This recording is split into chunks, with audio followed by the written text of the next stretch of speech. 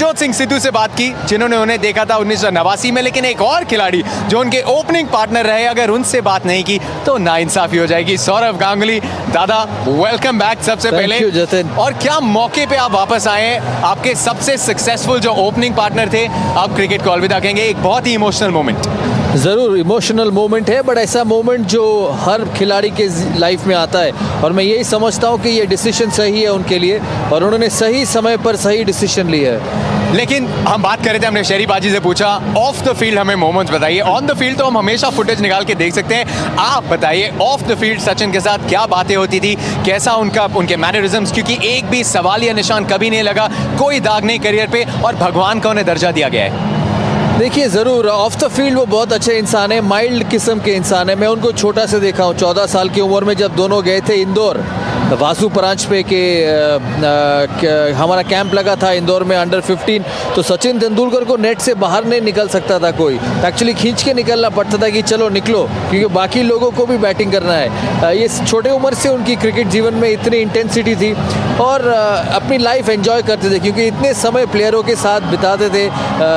24 साल क्रिकेट खेले, उस 24 में से 15 साल मैं बिताया हूँ, बाकी 9 साल भी किसी और ने बिताए हैं, तो इतना समय प्लेयरों के साथ बिताते, शाम को प्लेयरों के साथ बाहर जाना, अपनी बातें करना, इंट्रोवर्ट जैसे आदमी थे, क्योंकि ज़्यादा अपनी पर्सनल चीज़ें नहीं बात करते थे, बट खाने के बहुत शौकीन थे, तो रात को बाहर जाते थे खाने में, तब बातें होती थी, मैच के बारे में बातें होती थी, तो एक बहुत बढ़िया इंसान भी थे, जितना बढ़िया प्लेयर उतना बढ़िया इंसान भी। दादा कैप्टनसी की हम बात करते हैं, शहरी बाजी हमारे साथ यहाँ मौजूद हैं। आप जब खेलने लगे थे, आपने उनके अंडर भी खेला है, उनकी कप्तानी में आपने उन पे कैप्टनसी की भी है, तो हम ईगोस की बात करते हैं, मेंटोरशिप के जो रोल की बात करते हैं, उनकी प्रेजेंस ड्रेसिंग रूम में बतौर कप्तान कैसी थी यंगस्टर्स के लिए, और उसके बाद जब यंगस्टर्स कप्तान बने तो वो मेंटोरशिप, टीममेट, वो कैमराडरी कैसी थी?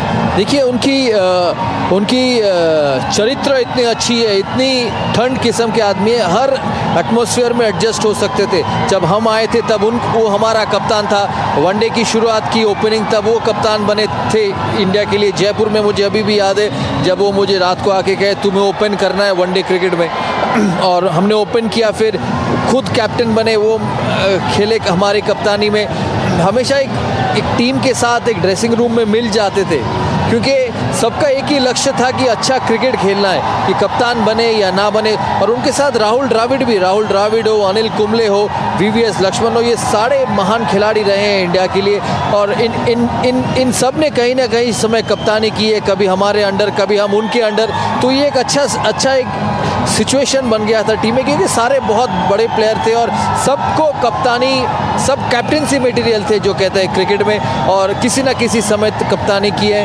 तो इन सब का एक ही गोल था कि इंडियन क्रिकेट को आगे लेके जाए, क्योंकि हम जब 96 में हमारी डेब्यू हुई थी तब हम इंडिया में बहुत अच्छे खेलते थे, हमको इंडिया में हराना मुश्किल था, लेकिन इंडिया के बाहर हम जब जाते थे तब उतने अच्छे नहीं खेलते थे।